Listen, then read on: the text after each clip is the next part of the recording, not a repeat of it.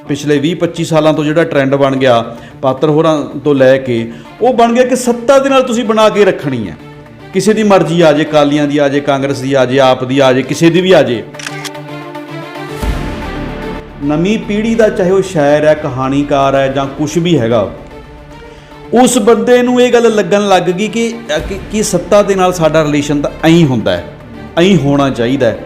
दौड़ है इनामां नूं लैण दी, इनामां नूं खोहण दी, एक दूजे नूं ठिब्बी ला के लैण दी, ਉਹਦੇ ਵਿੱਚ बहुत तेजी ਨਾਲ वाधा होया।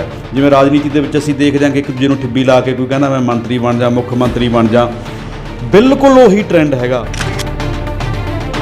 ਮਦਦ ਉਹਨਾਂ ਲੋਕਾਂ ਦੀ ਹੋ ਰਹੀ ਹੈ ਜਿਹੜੇ ਆਲਰੇਡੀ ਪਹਿਲਾਂ ਹੀ ਬਹੁਤ ਵੱਡੀਆਂ ਪੋਸਟਾਂ ਤੇ ਨੇ, 1.5 ਲੱਖ ਰੁਪਈਆ ਤਨਖਾਹਾਂ ਲੈਂਦੇ ਨੇ, ਮਦਦ ਉਹਨਾਂ ਦੀ ਹੋ ਰਹੀ ਹੈ। ਮਦਦ ਦੀ ਤਾਂ ਲੋੜ ਸੀਗੀ ਲਾਲ ਸਿੰਘ ਦਿਲ ਨੂੰ, ਜਿਹੜਾ ਸਾਰੀ ਉਮਰ ਚਾਹ ਦੇ ਖੋਖੇ ਦੇ ਉੱਤੇ ਬੈਠ ਕੇ ਮਰ ਗਿਆ। ਇੰਨੀਆਂ ਹੀ ਔਰਤਾਂ ਜਿਹੜੀਆਂ ਡਿਜ਼ਰਵ ਹੀ ਨਹੀਂ ਕਰਦੀਆਂ। ਮੈਂ ਸਮਝਦਾ ਕਿ ਇਹ ਔਰਤ ਦੇ ਲਈ ਤੇ ਔਰਤ ਦਾ ਸਾਰਿਆਂ ਤੋਂ ਵੱਡਾ ਅਪਮਾਨ ਹੈ, ਇਹ ਸਾਰਿਆਂ ਤੋਂ ਵੱਡੀ ਲੁੱਟ ਹੈ, ਸਾਰਿਆਂ ਤੋਂ ਵੱਡਾ ਉਹਦੀ ਜਿਸਮਾਨੀ ਦੇ ਨਾਲ ਉਹਦਾ ਰੂਹਾਨੀ ਜਿਹੜੀ ਮੈਂ ਸਮਝਦਾ ਕਿ ਉਹਦੀ ਜਿਹੜਾ ਐਕਸਪਲੋਇਟੇਸ਼ਨ ਹੈ ਜਿਹੜੀ ਉਹ ਪੰਜਾਬੀ ਲਿਟਰੇਚਰ ਦੇ ਵਿੱਚ ਹੋ ਰਹੀ ਹੈ। ਤੁਸੀਂ ਉਹਨੂੰ ਵੱਡੀ ਬਣਾ ਕੇ ਪੇਸ਼ ਕਰ ਰਹੇ ਹੋਗੇ, ਵੱਡੀ ਹੈ ਹੀ ਨਹੀਂ। ਜਿਹੜੇ ਸਕੈਂਡਲ ਹੋ ਰਹੇ ਨੇ, ਕੋਈ ਚਾਰਾ ਸਕੈਂਡਲ ਆ ਗਿਆ, ਕੋਈ ਹੋਰ ਸਕੈਂਡਲ ਆ ਗਿਆ, ਐਸੇ ਹੀ ਜਿਹੜੇ ਲਿਟਰੇਚਰ ਦੇ ਸਕੈਂਡਲ ਨੇ। ਸੰਤਨਾ ਉਦਾਸੀ ਨੂੰ ਮਦਦ ਨਹੀਂ ਦਿੱਤੀ 5000 ਦੀ, ਉਹਨਾਂ ਨੂੰ ਕਾਹਦੀ ਮਦਦ ਦੇਣੀ? ਅਸੀਂ ਬਾਰ-ਬਾਰ ਅਸੀਂ ਉਹਨਾਂ ਨੂੰ ਲੋਕਾਂ ਨੂੰ ਦੇਈ ਜਾਂਦੇ ਹਾਂ ਲੱਖ 2-2 ਲੱਖ ਰੁਪਏ ਦੇ ਚੱਕ ਕੇ ਇਨਾਮ। 10-10 ਲੱਖ ਰੁਪਏ ਦੇ ਇਨਾਮ ਆਪ ਉਹਨਾਂ ਬੰਦਿਆਂ ਨੇ ਲਏ ਨੇ ਜਿਹੜੇ ਉਸ ਕਮੇਟੀ ਦੇ ਵਿੱਚ ਸ਼ਾਮਲ ਨੇ। ਡਾਕਟਰ ਤੇਜਵੰਤ ਮਾਨ ਜਿਨ੍ਹਾਂ ਨੇ ਸਾਰੀ ਉਮਰ ਮਤਲਬ ਨੈਤਿਕਤਾ ਦੇ ਪਾਠ ਸਾਨੂੰ ਪੜ੍ਹਾਏ ਨੇ, ਉਹਨਾਂ ਨੇ 10 ਲੱਖ ਦਾ ਇਨਾਮ ਆਪਣੇ ਆਪ ਨੂੰ ਲੈ ਲਿਆ। ਬਾਕੀ ਭਾਸ਼ਾਵਾਂ ਦਾ ਸਾਹਿਤਕਾਰ ਤੇ ਸਾਹਿਤ ਕਿੱਥੇ ਖੜਾ ਹੈ? ਬੰਗਾਲੀ ਸਾਹਿਤ ਹੈਗਾ, ਹਿੰਦੀ ਦਾ, ਉਰਦੂ ਦਾ, ਬਹੁਤ ਸਾਰੀਆਂ ਭਾਸ਼ਾਵਾਂ ਦਾ, ਉਹਨਾਂ ਦੇ ਵਿੱਚੋਂ ਪ੍ਰਤੀਰੋਧ ਦੀਆਂ ਸੋਰਾਂ ਨੇ ਜਿਹੜੀਆਂ ਉਹ ਸਾਡੇ ਸਾਹਮਣੇ ਆਉਂਦੀਆਂ ਨੇ। ਲੇਕਿਨ ਪੰਜਾਬੀ ਦੇ ਵਿੱਚ ਨਾ ਸਾਹਿਤ 'ਚੋਂ ਨਾ ਸਾਹਿਤਕਾਰਾਂ ਦੀ ਐਕਟੀਵਿਟੀ ਦੇ ਵਿੱਚੋਂ ਸੋਰਾਂ ਨੇ ਜਿਹੜੀਆਂ ਗਾਇਬ ਨੇ, ਜਿਹੜਾ ਕਿ ਬਹੁਤ ਮੰਦਭਾਗਾ ਹੈ। ਸਾਡੇ ਲਿਟਰੇਚਰ ਦੀ ਤੇ ਲਿਟਰੇਰੀ ਬੰਦਿਆਂ ਦੀ ਇੱਕ ਟ੍ਰੈਡੀਸ਼ਨ ਰਹੀ ਹੈਗੀ ਆ ਕਿ ਸਾਡਾ ਕਦੇ ਵੀ ਸੱਤਾ ਦੇ ਨਾਲ ਰਿਸ਼ਤਾ ਸੁਖਾਵਾਂ ਨਹੀਂ ਰਿਹਾ। ਤੁਸੀਂ ਇਤਿਹਾਸ ਦੇ ਵਿੱਚ ਜਾਓ, ਗੁਰੂ ਨਾਨਕ ਦੇਵ ਜੀ ਨੇ ਬਾਬਰ ਉਹਨਾਂ ਦੇ ਸਮਿਆਂ ਦਾ ਰਾਜਾ ਸੀਗਾ, ਬਾਬਰ ਨੂੰ ਕੀ ਕਿਹਾ? ਵੱਧ ਤੋਂ ਬਦਤਰ ਜ਼ਿੰਦਗੀ ਹੈ ਹਿੰਦੁਸਤਾਨ ਦੇ ਵਿੱਚ ਇਸ ਵੇਲੇ ਉਹ ਮੌਜੂਦ ਹੈ। ਤਾਂ ਲੇਖਕ ਨੇ ਜੇ ਉਹਨਾਂ ਚੀਜ਼ਾਂ ਨੂੰ ਨਹੀਂ ਦੇਖਣਾ ਤਾਂ ਉਹਨੇ ਕੀ ਦੇਖਣਾ? ਕਿ ਉਹਨੇ ਸਿਰਫ ਔਰਤਾਂ ਬਾਰੇ ਹੀ ਲਿਖਣਾ, ਔਰਤ ਦੇ ਜਿਸਮ ਬਾਰੇ ਹੀ ਲਿਖਣਾ? ਬੰਦੇ ਉਸੇ ਬੋਰਡ ਦੇ ਉਸੇ ਦੇ ਮੈਂਬਰ ਹੈ, ਭਾਸ਼ਾ ਵਿਭਾਗ ਦੀ ਜਿਹੜੀ ਸਲਾਹਕਾਰ ਕਮੇਟੀ ਆ ਉਹਦੇ ਮੈਂਬਰ ਵੀ ਬੰਦੇ ਬੈਠੇ ਆ, ਲੇਕਿਨ ਉਹ ਖੁਦ ਹੀ ਨਾਮ ਲੈ ਰਹੇ ਆ। ਪਾਤਰ ਸਾਹਿਬ ਨੂੰ ਅੱਜ ਹੁਣ ਕਿੰਨੇ ਕੁ ਨਾਮ ਚਾਹੀਦੇ ਨੇ? ਪਾਤਰ ਸਾਹਿਬ ਇਹ ਸਾਨੂੰ ਦੱਸ ਸਕਦੇ ਨੇ ਕਿ ਉਹਨਾਂ ਨੂੰ ਹੋਰ ਕਿੰਨੇ ਨਾਮ ਚਾਹੀਦੇ ਨੇ? ਤਾਂ ਸਾਰਾ ਪੰਜਾਬ ਇਕੱਠਾ ਹੋ ਕੇ ਮੈਨੂੰ ਲੱਗਦਾ ਕਿ 2-4 ਕਰੋੜ ਰੁਪਇਆ ਇਕੱਠਾ ਕਰਕੇ ਆਪਾਂ ਲਾ ਦਿੰਦੇ ਉਹਨਾਂ ਨੂੰ ਨਾਮ ਦੇ ਕੇ, ਉਹਨਾਂ ਦੀ ਭੁੱਖ ਖਤਮ ਹੀ ਨਹੀਂ ਹੋ ਰਹੀ। ਦੁਨੀਆ ਦੇਖ ਰਹੇ ਦਰਸ਼ਕਾਂ ਦਾ ਸਵਾਗਤ ਹੈ, ਮੈਂ ਸਾਹਿਲ। ਅੱਜ ਕੱਲ੍ਹ ਇਨਾਮਾਂ ਸਨਮਾਨਾਂ ਦੀ ਬੜੀ ਹੋੜ ਲੱਗੀ ਹੋਈ ਆ। ਹਰੇਕ ਕੋਈ ਚਾਹੁੰਦਾ ਕਿ ਉਹਨੂੰ ਸ਼ੋਹਰਤ ਮਿਲੇ, ਉਹਦਾ ਨਾਮ ਹੋਵੇ ਤੇ ਉਹਨੂੰ ਕਿਤੇ ਨਾ ਕਿਤੇ ਕੋਈ ਸਨਮਾਨ ਮਿਲੇ, ਕੋਈ ਇਨਾਮ ਮਿਲੇ। ਇਹੀ ਟ੍ਰੈਂਡ ਅੱਜ ਕੱਲ੍ਹ ਪੰਜਾਬ ਦੇ ਸਾਹਿਤਕਾਰਾਂ ਵਿੱਚ ਵੀ ਵੇਖਿਆ ਜਾ ਰਿਹਾ। ਇੱਕ ਦੂਜੇ ਦੇ ਲੱਤਾਂ ਵੀ ਖਿੱਚੀਆਂ ਜਾਂਦੀਆਂ ਨੇ, ਮੈਨੂੰ ਅਵਾਰਡ ਨਹੀਂ ਮਿਲਿਆ, ਮੈਨੂੰ ਇਨਾਮ ਨਹੀਂ ਮਿਲਿਆ, ਮੈਨੂੰ ਕੋਈ ਇਨਾਮ ਦੀ ਰਕਮ ਨਹੀਂ ਮਿਲੀ ਹੈ ਜਾਂ ਮੈਨੂੰ ਕੋਈ ਜਾਣ ਪਛਾਣ ਨਹੀਂ ਮਿਲੀ ਹੈ। ਇਸ ਤਰੀਕੇ ਦੇ ਨਾਲ ਜਿਹੜੇ ਸਵਾਲ ਉਠਾਏ ਜਾਂਦੇ ਆ। ਅੱਜ ਆਪਾਂ ਇਸੇ ਬਾਰੇ ਚਰਚਾ ਕਰਾਂਗੇ, ਪੰਜਾਬ ਦੇ ਸਾਹਿਤਕਾਰਾਂ ਬਾਰੇ ਤੇ ਜਿਹੜੀ ਇੱਕ ਹੋੜ ਲੱਗੀ ਹੋਈ ਆ ਇਨਾਮ ਲੈਣ ਦੀ, ਉਹਦੇ ਬਾਰੇ। ਸਾਡੇ ਨਾਲ ਸਰੋਕਾਰ ਮੈਗਜ਼ੀਨ ਦੇ ਸੰਪਾਦਕ ਨੇ ਸੁਖਵਿੰਦਰ ਪੱਪੀ ਜੀ। ਸਵਾਗਤ ਹੈ ਜੀ, ਬਹੁਤ ਸ਼ੁਕਰੀਆ ਸਾਹਿਲ ਜੀ। ਜਿਵੇਂ ਆਪਣੇ ਅੱਜ ਗੱਲਬਾਤ ਦਾ ਟੌਪਿਕ ਹੈ ਜੀ ਕਿ ਜੇ ਪੰਜਾਬ ਦੇ ਸਾਹਿਤਕਾਰ ਉਹ ਇਨਾਮਾਂ ਸਨਮਾਨਾਂ ਪਿੱਛੇ ਬਹੁਤ ਭੱਜਦੇ ਆ, ਸਾਰਾ ਵਰਤਾਰਾ ਕੀ ਹੈ? ਦੇਖੋ, ਇਸ ਤਰ੍ਹਾਂ ਹੈਗਾ ਕਿ ਜੇ ਅਸੀਂ ਕਹੀਏ ਕਿ ਜਿਹੜੇ ਪੰਜਾਬ ਦੇ ਜਾਂ ਪੰਜਾਬੀ ਦੇ ਸਾਹਿਤਕਾਰ ਇਨਾਮਾਂ ਸਨਮਾਨਾਂ ਪਿੱਛੇ ਭੱਜਦੇ ਆ, ਅਸਲ ਦੇ ਵਿੱਚ ਇੱਦਾਂ ਨਹੀਂ ਹੈਗਾ। ਕਿ ਮੈਨੂੰ ਇਹ ਲੱਗਦਾ ਹੈ ਕਿ ਜਿਵੇਂ ਜਿਹੜਾ ਸਾਡਾ ਸੁਸਾਇਟੀ ਹੈ, ਸੁਸਾਇਟੀ ਦਾ ਜਿਹੜਾ ਬਾਕੀ ਸਿਸਟਮ 60-70 ਸਾਲਾਂ ਦੇ ਵਿੱਚ ਬਹੁਤ ਬੁਰੀ ਤਰੀਕੇ ਦੇ ਨਾਲ ਕਰਪਟ ਹੋਇਆ। ਸਾਡਾ ਪੋਲੀਟੀਕਲ ਸਿਸਟਮ ਹੈ, ਸਾਡਾ ਇਕਨੋਮਿਕ ਸਿਸਟਮ ਹੈ, ਸਾਡਾ ਰਿਲੀਜੀਅਸ ਸਿਸਟਮ ਹੈਗਾ। ਉਸੇ ਤਰ੍ਹਾਂ ਹੀ ਜਿਹੜਾ ਸਾਡਾ ਲਿਟਰੇਚਰ ਦਾ ਜਾਂ ਸਾਡੀਆਂ ਜਿਹੜੀਆਂ ਕੋਮਲ ਕਲਾਵਾਂ ਨੇ ਉਹਨਾਂ ਦਾ ਸਿਸਟਮ ਵੀ ਬਹੁਤ ਬੁਰੀ ਤਰੀਕੇ ਦੇ ਨਾਲ ਕੋਲੈਪਸ ਹੋਇਆ ਹੈਗਾ, ਕਰਪਟ ਹੋਇਆ ਹੈਗਾ, ਡੈਮੇਜ ਹੋਇਆ ਹੈਗਾ। ਔਰ ਉਹਦੀ ਜਿਹੜਾ ਨੈਤਿਕ ਮਿਆਰ ਜਿਹੜਾ ਕੋਈ 60-70 ਸਾਲ ਪਹਿਲਾਂ ਹੁੰਦਾ ਸੀ, ਮੈਂ ਸਮਝਦਾ ਕਿ ਉਹ ਉਸ ਤਰੀਕੇ ਦੇ ਨਾਲ ਨਹੀਂ ਰਿਹਾ। ਜਿਵੇਂ ਸੁਸਾਇਟੀ ਦੇ ਜਿਹੜੇ ਬਾਕੀ ਇੰਸਟੀਚਿਊਸ਼ਨ ਨੇ, ਜਿਹਦੇ ਵਿੱਚ ਸਾਡੀ ਪਾਰਲੀਮੈਂਟ ਹੈਗੀ ਆ, ਜਿਹਦੇ ਵਿੱਚ ਸਾਡਾ ਪੋਲੀਟੀਕਲ ਸਿਸਟਮ ਹੈਗਾ, ਸਾਡੀ ਡੈਮੋਕ੍ਰੇਸੀ ਹੈਗੀ ਹੈ, ਈਵਨ ਕਿ ਸਾਡੇ ਨਾ ਰਿਲੀਜੀਅਸ ਦੀਆਂ ਜਿਹੜੀਆਂ ਇੰਸਟੀਟਿਊਸ਼ਨ ਨੇ, ਸਾਡੀਆਂ ਧਾਰਮਿਕ ਜਗ੍ਹਾ ਨੇ, ਧਾਰਮਿਕ ਸੰਸਥਾਨ ਨੇ, ਧਾਰਮਿਕ ਸਾਡੇ ਸੰਗਠਨ ਨੇ, ਜਿਵੇਂ ਜਿਵੇਂ ਉਹਨਾਂ ਦੇ ਵਿੱਚ ਜਿਹੜੀ ਕਰਪਸ਼ਨ ਹੈ, ਉਹਨਾਂ ਦੇ ਵਿੱਚ ਉਹ ਕਰਪਟ ਹੋਏ ਨੇ, ਪੋਲੀਟ ਹੋਏ ਆ, ਉਸੇ ਤਰ੍ਹਾਂ ਹੀ ਮੈਂ ਸਮਝਦਾ ਕਿ ਜਿਹੜਾ ਸਾਡਾ ਇਹ ਕਲਚਰ ਦਾ ਸਿਸਟਮ ਸੀ, ਸਾਡੀਆਂ ਲਿਟਰੇਚਰ ਦੀਆਂ ਸੰਸਥਾਵਾਂ ਸੀ, ਸਾਡੀਆਂ ਸਾਹਿਤ ਅਕੈਡਮੀਆਂ ਸੀ, ਸਾਡਾ ਭਾਸ਼ਾ ਵਿਭਾਗ ਸੀ, ਸਾਡੀਆਂ ਲਲਿਤ ਕਲਾ ਦੀਆਂ ਅਕੈਡਮੀਆਂ ਨੇ, ਸਾਡੀ ਸੰਗੀਤ ਅਤੇ ਨਾਟਕ ਦੀਆਂ ਅਕੈਡਮੀਆਂ ਨੇ, ਜਾਂ ਹੋਰ ਇੰਸਟੀਟਿਊਸ਼ਨ ਹੈਗੇ ਨੇ, ਈਵਨ ਕਿ ਉਹਨਾਂ ਦੇ ਵਿੱਚ ਯੂਨੀਵਰਸਿਟੀਆਂ ਦੇ ਬਹੁਤ ਸਾਰੇ ਸਾਡੇ ਉੱਚ ਅਦਾਰੇ ਵੀ ਹੈਗੇ ਨੇ, ਉਹਦੇ ਨਾਲ ਹੀ ਕਰਪਟ ਹੋਏ ਨੇ। ਔਰ ਉਹਦਾ ਨਤੀਜਾ ਇਹ ਨਿਕਲਿਆ ਕਿ ਜਿਹੜੀ ਇੱਕ ਦੌੜ ਹੈ ਇਨਾਮਾਂ ਨੂੰ ਲੈਣ ਦੀ, ਇਨਾਮਾਂ ਨੂੰ ਖੋਹਣ ਦੀ, ਇੱਕ ਦੂਜੇ ਨੂੰ ਠਿੱਬੀ ਲਾ ਕੇ ਲੈਣ ਦੀ, ਉਹਦੇ ਵਿੱਚ ਬਹੁਤ ਤੇਜ਼ੀ ਨਾਲ ਵਾਧਾ ਹੋਇਆ। ਜਿਵੇਂ ਰਾਜਨੀਤੀ ਦੇ ਵਿੱਚ ਅਸੀਂ ਦੇਖਦੇ ਹਾਂ ਕਿ ਇੱਕ ਦੂਜੇ ਨੂੰ ਠਿੱਬੀ ਲਾ ਕੇ ਕੋਈ ਕਹਿੰਦਾ ਮੈਂ ਮੰਤਰੀ ਬਣ ਜਾ, ਮੁੱਖ ਮੰਤਰੀ ਬਣ ਜਾ, ਬਿਲਕੁਲ ਉਹੀ ਟਰੈਂਡ ਹੈਗਾ ਉਹ ਸਾਡੇ ਜਿਹੜੇ ਇਹ ਸੰਸਥਾਵਾਂ ਦੇ ਵਿੱਚ ਵੀ ਆ ਗਿਆ, ਜਿਹਦਾ ਨਿਗਾਰ ਮੈਂ ਸਮਝਦਾ ਕਿ ਜਿੰਨਾ ਹੁਣ ਦਿਖ ਰਿਹਾ ਹੈ ਸ਼ਾਇਦ ਇੰਨਾ ਕਦੇ ਅਸੀਂ ਨੇ ਦੇਖਿਆ ਨਹੀਂ ਸੀ। ਪਰ ਇੱਕ ਗੱਲ ਇਹ ਵੀ ਹੈ ਜੀ, ਮੰਨ ਲਓ ਜੇਕਰ ਚੰਗਾ ਸਾਹਿਤ ਰਚਿਆ ਜਾਂਦਾ ਤਾਂ ਉਹਨੂੰ ਰਿਕਗਨੀਸ਼ਨ ਵੀ ਮਿਲਣੀ ਚਾਹੀਦੀ ਆ, ਫਿਰ ਤੁਸੀਂ ਇਦਾਂ ਕਿਉਂ ਕਹਿ ਰਹੇ ਹੋ ਕਿ ਇਹ ਜਿਹੜੀ ਹੋੜ ਹੈ ਗਲਤ ਹੈ? ਨਹੀਂ, ਰਿਕੋਗਨਾਈਜੇਸ਼ਨ ਮਿਲਣੀ ਚਾਹੀਦੀ ਆ, ਨਾਮ ਮਿਲਣਾ ਚਾਹੀਦਾ, ਸਨਮਾਨ ਮਿਲਣੇ ਚਾਹੀਦੇ ਹੈ, ਪਰ ਜਿਸ ਤਰੀਕੇ ਦੇ ਨਾਲ ਸਨਮਾਨ ਮਿਲ ਰਹੇ ਨੇ, ਲਏ ਜਾ ਰਹੇ ਨੇ, ਉਹਦੇ ਵਿੱਚੋਂ ਮਿਲ ਘੱਟ ਰਹੇ ਨੇ, ਲਏ ਜ਼ਿਆਦਾ ਜਾ ਰਹੇ ਨੇ। ਵੱਡੀ ਗਿਣਤੀ ਦੇ ਵਿੱਚ ਤੁਸੀਂ ਜਦੋਂ ਇਨਾਮ ਕੋਈ ਆਉਂਦਾ ਬਾਹਰ ਤਾਂ ਪਤਾ ਲੱਗਦਾ ਕਿ ਇਸ ਇਨਾਮ ਨੂੰ ਇਸ ਬੰਦੇ ਨੇ, ਇਸ ਸੰਸਥਾ ਨੇ, ਇਸ ਪੋਲੀਟੀਕਲ ਆਦਮੀ ਨੇ, ਇਸ ਪੋਲੀਟੀਕਲ ਪਾਰਟੀ ਨੇ ਪ੍ਰੈਸ਼ਰ ਪਾ ਕੇ ਲਿਆ ਜਾਂ ਦਿੱਤਾ ਗਿਆ।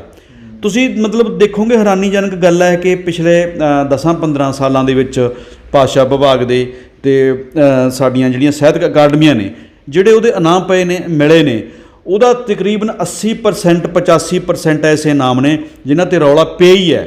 ਉਹਦੀ ਲਗਾਤਾਰ ਜਿਹੜੀ ਪਾਰਦਰਸ਼ਤਾ ਹੈਗੀ ਹੈ, ਦੇਖੋ ਹਰੇਕ ਚੀਜ਼ ਦੇ ਇੱਕ ਰੂਲ ਹੁੰਦੇ ਆ। ਪਹਿਲੀ ਗੱਲ ਹੈਗੀ ਕਿ ਇਨਾਮ ਮਿਲਣਾ ਜਾਂ ਲੈਣਾ ਜਾਂ ਦੇਣਾ ਇਹ ਇੱਕ ਅਲੱਗ ਚੀਜ਼ ਹੈਗੀ, ਉਹਦਾ ਇੱਕ ਰੂਲ, ਕਿਸ ਰੂਲ ਦੇ ਤਹਿਤ ਉਸ ਨੂੰ ਇਨਾਮ ਮਿਲਿਆ, ਉਹਦਾ ਪ੍ਰੋਸੀਜਰ ਤੁਸੀਂ ਨੇ ਕੀ ਅਡੋਪਟ ਕੀਤਾ।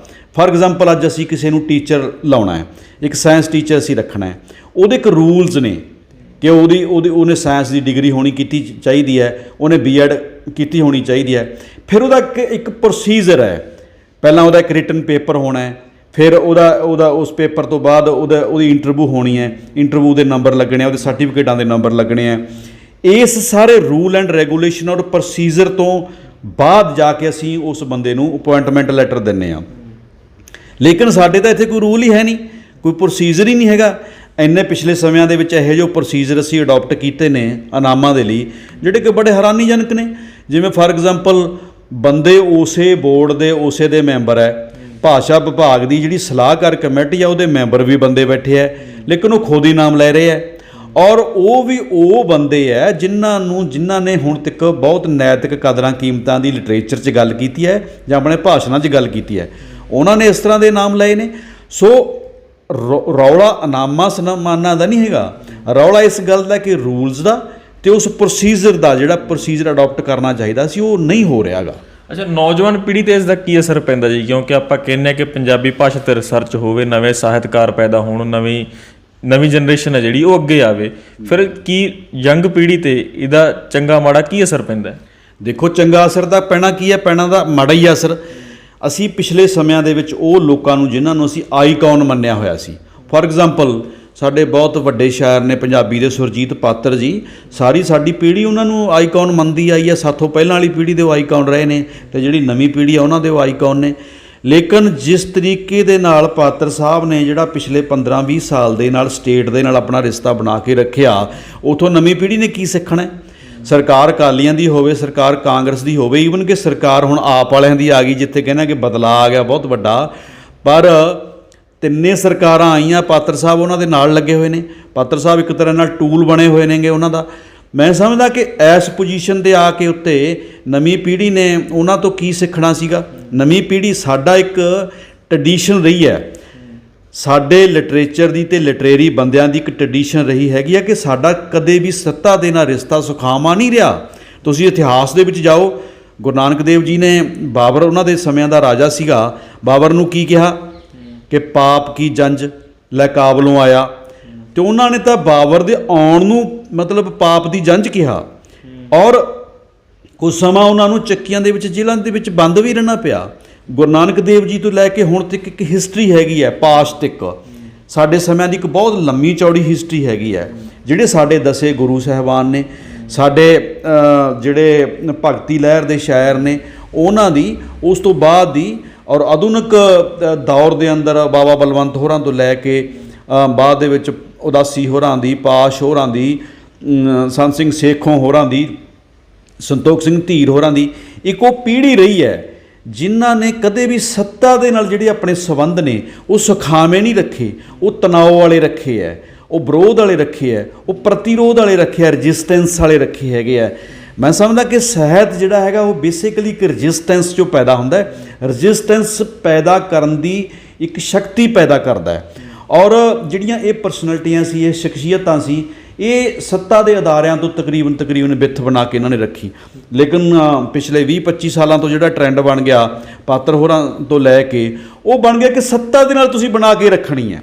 ਕਿਸੇ ਦੀ ਮਰਜ਼ੀ ਆ ਜੇ, ਅਕਾਲੀਆਂ ਦੀ ਆ ਜੇ, ਕਾਂਗਰਸ ਦੀ ਆ ਜੇ, ਆਪ ਦੀ ਆ ਜੇ, ਕਿਸੇ ਦੀ ਵੀ ਆ ਜੇ।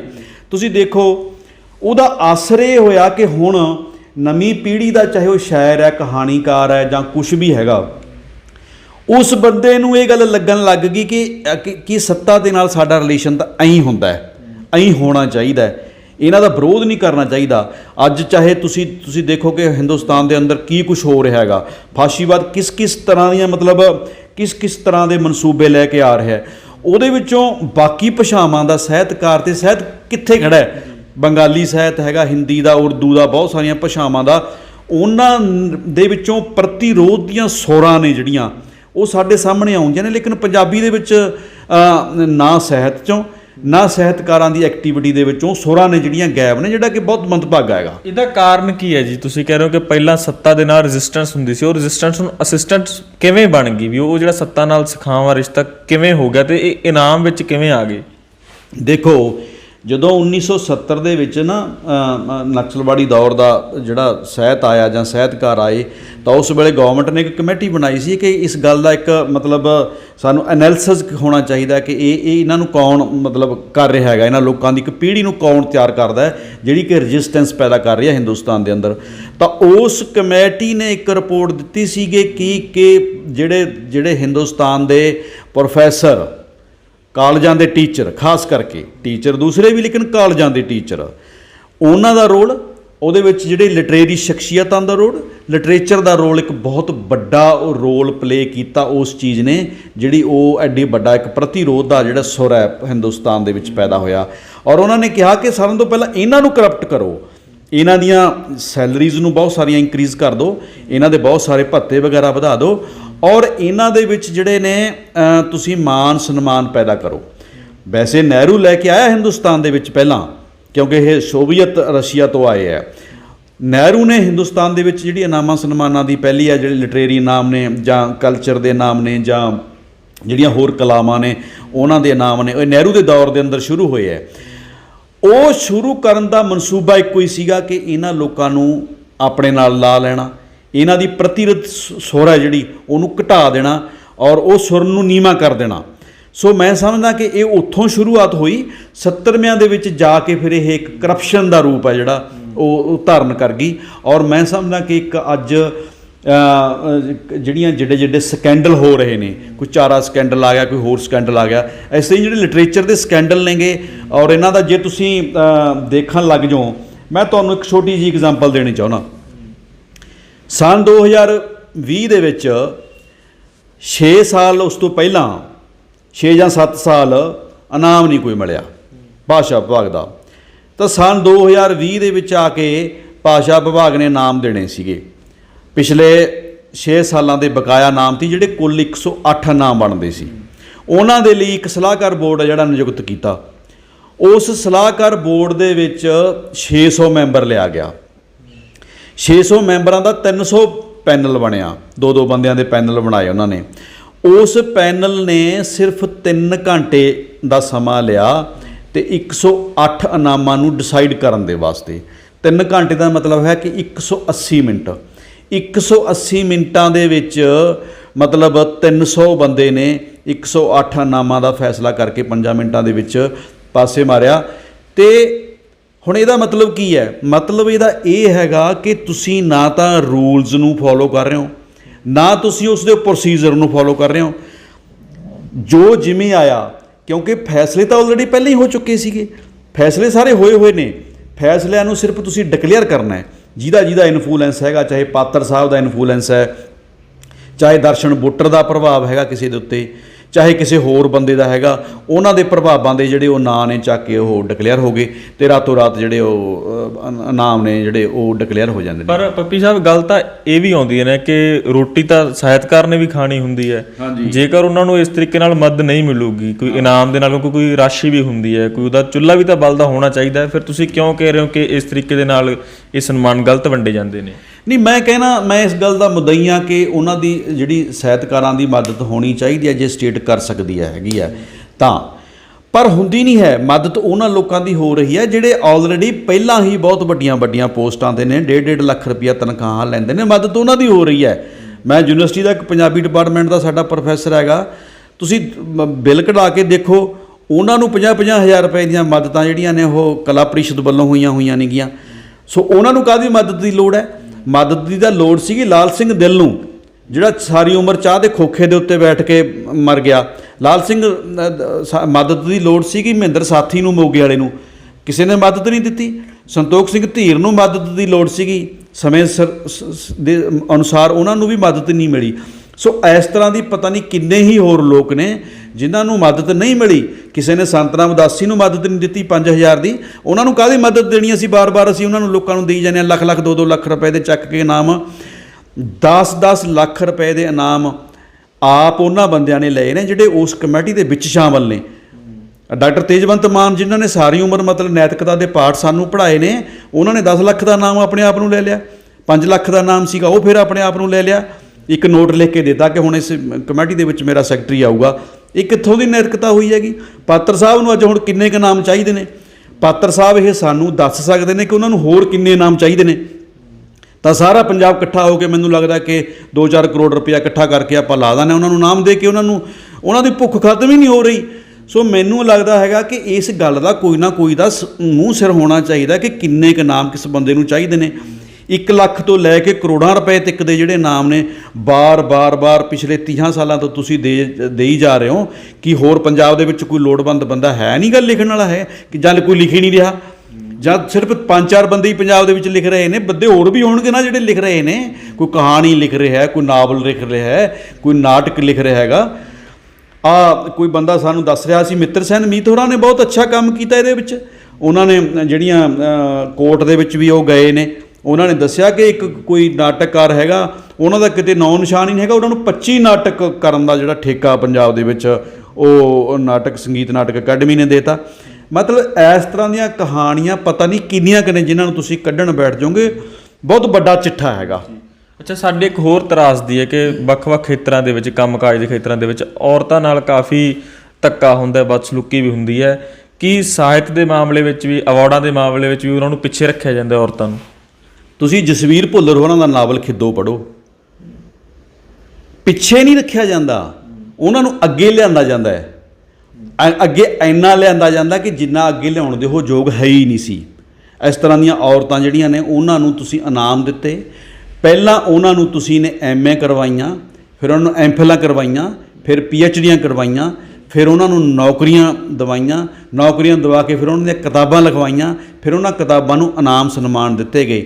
ਇਸ ਤਰ੍ਹਾਂ ਦੇ ਜਿਹੜੇ ਸਕੈਂਡਲ ਨੇ ਉਹ ਵੀ ਪੰਜਾਬੀ ਦੇ ਵਿੱਚ ਜਸਵੀਰ ਭੁੱਲਰ ਨੇ ਆਪਣੀ ਕਿਤਾਬ ਖਿੱਦੋ ਦੇ ਵਿੱਚ, ਨਾਵਲ ਦੇ ਵਿੱਚ ਰੱਖੇ ਨੇ। ਮੈਂ ਸਮਝਦਾ ਬਿਲਕੁਲ ਸਹੀ ਤੱਥ ਨੇ। ਕੋਈ ਅੱਜ ਤੱਕ ਮਾਈ ਦਾ ਲਾਲ ਨੇ ਇਹ ਨਹੀਂ ਕਿਹਾ ਕਿ ਉਹਨਾਂ ਨੇ, ਜਸਵੀਰ ਭੁੱਲਰ ਨੇ ਗਲਤ ਤੱਥ ਪੇਸ਼ ਕੀਤੇ ਨੇ। ਕਿੰਨੀਆਂ ਹੀ ਔਰਤਾਂ ਜਿਹੜੀਆਂ ਡਿਜ਼ਰਵ ਹੀ ਨਹੀਂ ਕਰਦੀਆਂ। ਮੈਂ ਸਮਝਦਾ ਕਿ ਇਹ ਔਰਤ ਦੇ ਲਈ ਤੇ ਔਰਤ ਦਾ ਸਾਰਿਆਂ ਤੋਂ ਵੱਡਾ ਅਪਮਾਨ ਹੈ, ਇਹ ਸਾਰਿਆਂ ਤੋਂ ਵੱਡੀ ਲੁੱਟ ਹੈ, ਸਾਰਿਆਂ ਤੋਂ ਵੱਡਾ ਉਹਦੀ ਜਿਸਮਾਨੀ ਦੇ ਨਾਲ ਉਹਦਾ ਰੂਹਾਨੀ ਜਿਹੜੀ ਮੈਂ ਸਮਝਦਾ ਕਿ ਉਹਦੀ ਜਿਹੜਾ ਐਕਸਪਲਾਈਟੇਸ਼ਨ ਹੈ ਜਿਹੜੀ ਉਹ ਪੰਜਾਬੀ ਲਿਟਰੇਚਰ ਦੇ ਵਿੱਚ ਹੋ ਰਹੀ ਹੈ। ਤੁਸੀਂ ਉਹਨੂੰ ਵੱਡੀ ਬਣਾ ਕੇ ਪੇਸ਼ ਕਰ ਰਹੇ ਹੋਗੇ, ਵੱਡੀ ਹੈ ਹੀ ਨਹੀਂ। ਸਾਰੀਆਂ ਔਰਤਾਂ ਨੂੰ ਲਈ ਨਹੀਂ ਮੈਂ ਕਰ ਰਿਹਾ, ਜਿਹੜੀਆਂ ਕੁਛ ਔਰਤਾਂ ਨੂੰ ਇਸ ਤਰੀਕੇ ਨਾਲ ਇੰਨੇ ਸੂਖਮ ਰੂਪ ਦੇ ਵਿੱਚ ਉਹਨਾਂ ਦੀ ਐਕਸਪਲਾਈਟੇਸ਼ਨ ਹੈ ਜਿਹੜੀ ਕੀਤੀ ਗਈ ਹੈ ਕਿ ਉਹ ਤੁਸੀਂ ਸੋਚ ਨਹੀਂ ਸਕਦੇ। ਉਸ ਨਾਵਲ ਦੇ ਵਿੱਚੋਂ ਚੀਜ਼ਾਂ ਆਉਂਦੀਆਂ ਨੇ ਸਾਹਮਣੇ ਕਿ ਕਿਵੇਂ ਉਹਨਾਂ ਨੂੰ ਲਿਆਂਦਾ ਜਾਂਦਾ, ਕਿਵੇਂ ਉਹਨਾਂ ਦੀ ਐਕਸਪਲਾਈਟੇਸ਼ਨ ਹੁੰਦੀ ਹੈ। ਕਿਵੇਂ ਉਹਨਾਂ ਨੂੰ ਤੁਸੀਂ ਡਿਗਰੀਆਂ ਦਿੰਦੇ ਹੋ, ਉਹਨਾਂ ਨੂੰ ਕਿਤਾਬਾਂ ਨੂੰ ਤੁਸੀਂ ਪ੍ਰਮੋਟ ਕਰਦੇ ਹੋ, ਯੂਨੀਵਰਸਿਟੀ 'ਚ ਉਹਨਾਂ ਦੀਆਂ ਕਿਤਾਬਾਂ ਤੁਸੀਂ ਲਗਵਾ ਲੈਂਦੇ ਹੋ। ਇਸ ਦੇ ਵਿੱਚ ਮੈਂ ਸਮਝਦਾ ਯੂਨੀਵਰਸਿਟੀਆਂ ਦੇ ਕਈ ਪ੍ਰੋਫੈਸਰ ਸ਼ਾਮਲ ਨੇ, ਇਸ ਦੇ ਵਿੱਚ ਕਈ ਅਕੈਡਮੀਆਂ ਦੇ ਜਿਹੜੇ ਮੁਖੀ ਸ਼ਾਮਲ ਨੇ, ਇਹਦੇ ਵਿੱਚ ਕਈ ਜਿਹੜੀਆਂ ਹੋਰ ਸਾਹਿਤ ਦੀਆਂ ਸਭਾਵਾਂ ਨੇ ਸਾਡੇ ਉਹਨਾਂ ਦੇ ਸ਼ਾਮਲ ਨੇ। ਮੈਂ ਸਮਝਦਾ ਕਿ ਬਹੁਤ ਵੱਡੀ ਜਿਹੜੀ ਆ ਔਰਤਾਂ ਦੀ ਐਕਸਪਲਾਈਟੇਸ਼ਨ ਹੈਗੀ ਆ ਉਹ ਅੱਜ ਇਸ ਇਸ਼ੂ ਨੂੰ ਲੈ ਕੇ ਹੋ ਰਹੀ ਹੈਗੀ। ਇੱਕ ਆਖਰੀ ਸਵਾਲ ਜਾਂਦੇ ਜਾਂਦੇ ਇਹ ਮਨ ਵਿੱਚ ਆ ਰਿਹਾ ਕਿ ਸਾਹਿਤਕਾਰ ਜਿਹੜਾ ਸਾਹਿਤ ਰਚ ਰਿਹਾ ਉਹ ਮਨ ਦੇ ਵਿੱਚ ਕੀ ਲੈ ਕੇ ਜਾਵੇ? ਫਿਰ ਕੀ ਉਹ ਸ਼ੋਹਰਤ ਲਈ ਲਿਖੇ, ਸਮਾਜ ਲਈ ਲਿਖੇ, ਜਾਂ ਫਿਰ ਕਹਿ ਲਈਏ ਵੀ ਸਾਹਿਤ ਦਾ ਕੀ ਰੋਲ ਆ ਸਮਾਜ ਦੇ ਵਿੱਚ? ਨਹੀਂ, ਜਿਹੜੀ ਸਾਹਿਤ ਦੇ ਰੋਲ ਦੀ ਦੇਖੋ ਪਰਿਭਾਸ਼ਾ ਹੈਗੀ ਆ ਉਹ ਬਹੁਤ ਵੱਡੀ ਹੈ। ਉਹਦੇ ਬਾਰੇ ਮੈਂ 1 ਮਿੰਟ ਦੇ ਵਿੱਚ ਕਹਿਣਾ ਬੜਾ ਮੁਸ਼ਕਲ ਹੈ ਕਿ ਉਹ ਕੀ ਲਿਖੇ ਕੀ ਨਹੀਂ। ਸਾਹਿਤਕਾਰ ਨੇ ਆਪਣੇ ਸਮਿਆਂ ਨੂੰ ਪ੍ਰਤੀਬਿੰਬਿਤ ਕਰਨਾ ਹੁੰਦਾ ਹੈ। ਉਹਨੇ ਉਹ ਆਪਣੇ ਸਮਿਆਂ ਨੂੰ ਇੱਕ ਤਰੀਕੇ ਨਾਲ ਜੋ ਉਹਦੇ ਸਮਿਆਂ ਦੇ ਵਿੱਚ ਵਾਪਰ ਰਿਹਾ ਹੈਗਾ ਉਹਨਾਂ ਸਮਿਆਂ ਨੂੰ ਲੋਕਾਂ ਦੇ ਸਾਹਮਣੇ ਰੱਖਣਾ ਹੁੰਦਾ ਹੈ। ਉਹਦੀਆਂ ਉਹ ਪਰਤਾਂ ਰੱਖਣੀਆਂ ਹੁੰਦੀਆਂ ਨੇ ਜ਼ਿੰਦਗੀ ਦੀਆਂ, ਜਿਹੜੀਆਂ ਪਰਤਾਂ ਸਾਨੂੰ ਸਿੱਧੀ ਅੱਖ ਦੇ ਨੰਗੀ ਅੱਖ ਦੇ ਨਾਲ ਦਿਖਦੀਆਂ ਨਹੀਂ ਹੈਗੀਆਂ। ਉਹ ਕੋਣ ਸਾਹਿਤਕਾਰ ਨੇ ਦੇਖਣੇ ਹੁੰਦੇ ਨੇ, ਜਿਹੜੇ ਕੋਣ ਤੁਹਾਨੂੰ ਸਿੱਧੇ ਰੂਪ 'ਚ ਨਹੀਂ ਦਿਖ ਰਹੇ, ਉਹ ਟੇਢੇ ਕੋਣ ਹੁੰਦੇ ਨੇ ਜਿਨ੍ਹਾਂ ਨੂੰ ਲਿਟਰੇਰੀ ਬੰਦਾ ਦੇਖਦਾ ਤੇ ਆਪਣੀਆਂ ਰਚਨਾਵਾਂ ਦੇ ਵਿੱਚ ਲੈ ਕੇ ਆਉਂਦਾ ਹੈ। ਹਿਸਟਰੀ ਦੇ ਵਿੱਚ ਇਸ ਤਰ੍ਹਾਂ ਹੀ ਹੋਇਆ, ਇਸ ਤਰ੍ਹਾਂ ਹੀ ਹੋਇਆ ਹਿਸਟਰੀ ਦੇ ਵਿੱਚ, ਚਾਹੇ ਉਹ ਸਾਡਾ ਸਾਰਾ ਭਗਤੀ ਸਾਹਿਤ ਹੈਗਾ, ਚਾਹੇ ਉਹ ਦੁਨੀਆ ਦਾ ਪੂਰਾ ਕ੍ਰਾਂਤੀਕਾਰੀ ਸਾਹਿਤ ਹੈਗਾ, ਚਾਹੇ ਉਹ ਪ੍ਰਤੀਰੋਧ ਵਾਲਾ ਸਾਹਿਤ ਹੈਗਾ, ਚਾਹੇ ਸਾਡਾ ਰਿਲੀਜੀਅਸ ਜਿਹੜਾ ਸਾਹਿਤ ਹੈਗਾ, ਉਹਦੇ ਵਿੱਚ ਕਿਤੇ ਨਾ ਕਿਤੇ ਉਹ ਕੋਣ ਨੇ। ਤੁਸੀਂ ਦੇਖੋ, ਤੁਸੀਂ ਮਹਾਭਾਰਤ ਨੂੰ ਪੜ੍ਹੋ, ਜਿਹੜੇ ਸਾਡੇ ਕਲਾਸਿਕਸ ਨੇ, ਜਿਹੜੇ ਉਹਦੇ ਚਾਹੇ ਤੁਸੀਂ ਰਾਮਾਇਣ ਨੂੰ ਪੜ੍ਹੋ, ਚਾਹੇ ਤੁਸੀਂ ਵੇਦ ਨੇ ਉਹਨਾਂ ਨੂੰ ਪੜ੍ਹੋ, ਚਾਹੇ ਸਾਡੀਆਂ ਗੁਰੂ ਗ੍ਰੰਥ ਸਾਹਿਬ ਦੇ ਵਿੱਚ ਚੀਜ਼ਾਂ ਨੇਗੀਆਂ, ਉਸ ਨੇ ਉਹ ਚੀਜ਼ਾਂ ਨੂੰ ਲੈ ਕੇ ਆਉਣਾ ਹੁੰਦਾ ਹੈਗਾ। ਉਹ ਚੀਜ਼ਾਂ ਸਾਡੇ ਸਾਹਮਣੇ ਰੱਖਣੀਆਂ ਹੁੰਦੀਆਂ ਨੇ ਜਿਹੜੀਆਂ ਸਿੱਧੇ ਰੂਪ ਦੇ ਵਿੱਚ ਆਮ ਇਨਸਾਨ ਨੂੰ ਨਹੀਂ ਦਿਖਦੀਆਂ। ਅੱਜ ਦਾ ਜਿਹੜਾ ਸਾਡਾ ਹਿੰਦੁਸਤਾਨ ਦੀ ਜਿਹੜੀ ਸਮਾਜ ਹੈਗਾ ਉਹਦੇ ਅੰਦਰ ਕਿੰਨੇ ਕਾਣ ਨੇ, ਕਿੰਨਾ ਉਹ ਬਿੰਗਾ ਟੇਢਾ ਹੈਗਾ, ਕਿੰਨਾ ਉਹਦੇ ਵਿੱਚ ਕਰੂਰਤਾ ਹੈਗੀ ਆ, ਕਿੰਨਾ ਉਹ ਨੈਗੇਟਿਵ ਸੈਂਸ ਦੇ ਨਾਲ ਭਰਿਆ ਹੋਇਆ ਹੈ। ਲੋਕ ਮਰ ਰਹੇ ਨੇ, ਉਹ ਖੁਦਕੁਸ਼ੀਆਂ ਕਰ ਰਹੇ ਨੇ, ਉਹਨਾਂ ਨੂੰ ਹਜ਼ਾਰਾਂ ਕਰੋੜਾਂ ਲੋਕਾਂ ਨੂੰ ਜਿਹੜੇ ਉਹਨਾਂ ਦੇ ਜੰਗਲ ਤੋਂ ਤੁਸੀਂ, ਉਹਨਾਂ ਦੇ ਜ਼ਮੀਨਾਂ ਤੋਂ ਤੁਸੀਂ ਉਹਨਾਂ ਨੂੰ ਬੇਆਬਾਦ ਕਰ ਰਹੇ ਹੋ। ਜਿਹੜੀ ਵੱਧ ਤੋਂ ਬਦਤਰ ਜ਼ਿੰਦਗੀ ਹੈ ਹਿੰਦੁਸਤਾਨ ਦੇ ਵਿੱਚ ਇਸ ਵੇਲੇ ਉਹ ਮੌਜੂਦ ਹੈ। ਤਾਂ ਲੇਖਕ ਨੇ ਜੇ ਉਹਨਾਂ ਚੀਜ਼ਾਂ ਨੂੰ ਨਹੀਂ ਦੇਖਣਾ ਤਾਂ ਉਹਨੇ ਕੀ ਦੇਖਣਾ ਹੈ? ਕਿ ਉਹਨੇ ਸਿਰਫ ਔਰਤਾਂ ਬਾਰੇ ਹੀ ਲਿਖਣਾ ਹੈ, ਔਰਤ ਦੇ ਜਿਸਮ ਬਾਰੇ ਹੀ ਲਿਖਣਾ ਹੈ, ਜਾਂ ਉਹਨੇ ਮੰਡੀ ਦੀਆਂ ਚੀਜ਼ਾਂ ਬਾਰੇ ਹੀ ਲਿਖਣਾ ਹੈ, ਕਿ ਉਹਨੇ ਸਿਰਫ ਜੋ ਮਾਰਕੀਟ ਦੇ ਵਿੱਚ ਵਾਪਰ ਰਿਹਾ ਕਿ ਉਹਨੇ ਸਿਰਫ ਉਸ ਬਾਰੇ ਲਿਖਣਾ ਹੈਗਾ? ਇਹ ਉਹਨੇ ਦੇਖਣਾ ਹੈ। ਅੱਜ ਜਿਹੜਾ ਸਾਡਾ ਇੱਕ ਬੰਜਰ ਹੋ ਰਿਹਾ ਪੰਜਾਬ ਹੈ, ਬੰਜਰ ਇਸ ਸੈਂਸ 'ਚ ਨਹੀਂ ਹੈਗਾ ਕਿ ਇਕੱਲੀ ਉਹਦਾ ਪਾਣੀ, ਉਹਦੀ ਹਵਾ, ਉਹਦੀ ਧਰਤੀ, ਉਹਦੇ ਬੱਚੇ, ਉਹਦੇ ਵਿਰਖ, ਉਹਦੇ ਪੰਛੀ, ਉਹ ਸਾਰੇ ਪ੍ਰਵਾਸ ਕਰ ਰਹੇ ਨੇ, ਇੱਥੋਂ ਛੱਡ ਕੇ ਜਾ ਰਹੇ ਨੇ। ਇੱਕ ਉੱਜੜ ਰਹੀ ਜ਼ਮੀਨ ਦਾ ਜਿਹੜਾ ਇੱਕ ਮੰਜ਼ਰ ਹੈ ਸਾਡੇ ਸਾਹਮਣੇ ਭਿਆਨਕ ਆ ਰਿਹਾ ਹੈ। ਅਤੇ ਜਿਹੜਾ ਸਾਡਾ ਪੰਜਾਬੀ ਦਾ ਲੇਖ ਹੈ ਉਹ ਇੰਨੀਆਂ ਛੋਟੀਆਂ ਜਿਹੀਆਂ ਜਿਹੜੀਆਂ ਟੁੱਚ ਜਿਹੀਆਂ ਚੀਜ਼ਾਂ ਨੇ, ਮੈਂ ਸਮਝਦਾ ਕਿ ਉਹਨਾਂ ਦੇ ਵਿੱਚ ਉਲਝਿਆ ਹੋਇਆ ਹੈਗਾ। ਔਰ ਉਹਨਾਂ ਚੀਜ਼ਾਂ ਨੂੰ ਛੱਡ ਕੇ ਜਿਹੜੇ ਇਹ ਬਹੁਤ ਵੱਡੇ ਕਨਸਰਨ ਨੇ ਲਾਈਫ ਦੇ, ਮੈਂ ਸਮਝਦਾ ਕਿ ਉਹਨੂੰ ਆਪਣੀਆਂ ਰਚਨਾਵਾਂ 'ਚ ਲੈ ਕੇ ਆਉਣੇ ਚਾਹੀਦੇ ਨੇ। ਇਹੀ ਲੇਖਕ ਦਾ ਕਾਰਜ ਹਿਸਟਰੀ ਦੇ ਵਿੱਚ ਰਿਹਾ, ਇਹੀ ਵੇਦ ਵਿਆਸ ਨੇ ਕੀਤਾ, ਇਹੀ ਸਾਡੇ ਗੁਰੂਆਂ ਨੇ ਕੀਤਾ, ਇਹੀ ਸਾਡੇ ਜਿਹੜੀਆਂ ਵੱਡੀਆਂ ਰਚਨਾਵਾਂ ਦੇ ਜਿਹੜੇ ਕਰਤੇ ਸੀਗੇ ਉਹਨਾਂ ਨੇ ਕਰਿਆ। ਇਹੀ ਅਸੀਂ ਕਰਨਾ ਹੈਗਾ, ਇਹੀ ਜਿਹੜਾ ਸਾਡਾ ਕੋਈ ਲੇਖ ਆਊਗਾ ਨਵਾਂ, ਇਹੀ ਚੀਜ਼ਾਂ ਉਹਨਾਂ ਨੇ ਕਰਨੀਆਂ ਨੇਗੀਆਂ। ਧੰਨਵਾਦ ਜੀ, ਬਹੁਤ ਬਹੁਤ। ਸੋ ਅੱਜ ਦੇ ਵਿਚਾਰ ਚਰਚਾ ਤੁਹਾਨੂੰ ਕਿਵੇਂ ਲੱਗੀ, ਆਪਣੀ ਰਾਏ ਕਮੈਂਟ ਬਾਕਸ ਵਿੱਚ ਜ਼ਰੂਰ ਲਿਖਿਓ ਜੇ।